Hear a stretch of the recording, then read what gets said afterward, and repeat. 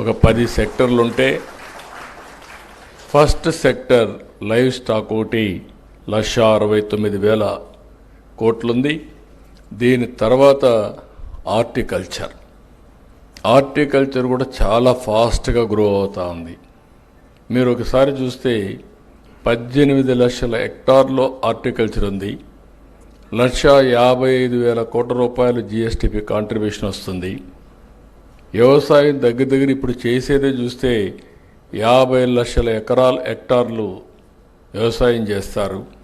వాళ్ళ ఆదాయం 51,000 కోట్ల రూపాయలు జిఎస్టిపి కాంట్రిబ్యూషన్ ఉంది. 18 లక్షల కాంట్రిబ్యూషన్ 1,55,000 కోట్లు. 50 లక్షల హెక్టార్ల కాంట్రిబ్యూషన్ 51,000 కోట్ల కాంట్రిబ్యూషన్. అది చూసిన తర్వాత మొన్నే ఆదేశాలు ఇచ్చాను, డబల్ చేయమని. 18 లక్షల హెక్టార్లని 36 లక్షల హెక్టార్లు రాబోయే 5 ఏళ్ళు చేస్తే వీళ్ళ ఆదాయం కూడా డబుల్ అవుతుందనే ఉద్దేశంతో ఆదేశాలు ఇచ్చాను. దాని టెక్నాలజీ కూడా ఇంటిగ్రేట్ చేస్తున్నాం. అవన్నీ చేస్తే చాలా వరకు ఉపయోగపడుతుంది. ఈరోజు ఇంకొక పక్క చూస్తే మీరు దేశంలో వ్యవసాయ రంగంలో ఫాస్ట్ గ్రోయింగ్ స్టేట్ ఆంధ్రప్రదేశ్.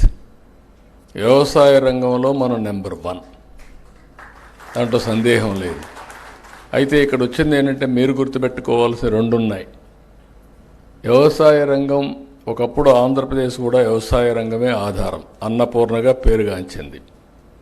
ఆ రోజు కూడా మీరు ఒకసారి చూస్తే నేను ఆలోచించిన విధానం, వ్యవసాయం ఉండాలి, సర్వీస్ సెక్టర్ అభివృద్ధి కావాలి, ఇండస్ట్రీ కూడా రావాలి. అప్పుడే మనకు రాష్ట్రానికి ఆదాయం పెరుగుతుంది, ఉపాధి అవకాశాలు మెండుగా వస్తాయి. రెండవది, రాష్ట్రం కూడా సంపద సృష్టించుకుంటూ ముందుకు పోయే అవకాశం వస్తుంది. ఈరోజు మీరు చూస్తే తెలంగాణ, అందుకే నేను ఆ రోజు ఆలోచించి సర్వీస్ సెక్టర్కి వెళ్ళాం. ఈరోజు తెలంగాణ చూస్తే మీరు 67% సర్వీస్ సెక్టర్ ఉంది. అగ్రికల్చర్ 14% ఉంది. ఇంకొక పక్కన ఇండస్ట్రీ 21% మిగిలింది ఉంది.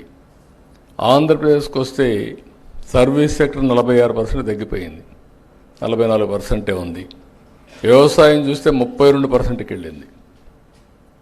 ఇంకొక పక్కన వ్యవసాయ రంగం బాగా ఉంటే అందరికి ఆదాయం వస్తుంది, అయితే రాష్ట్రానికి ఆదాయం ఎక్కువ రాదు. అది కూడా గుర్తుపెట్టుకోవాలా.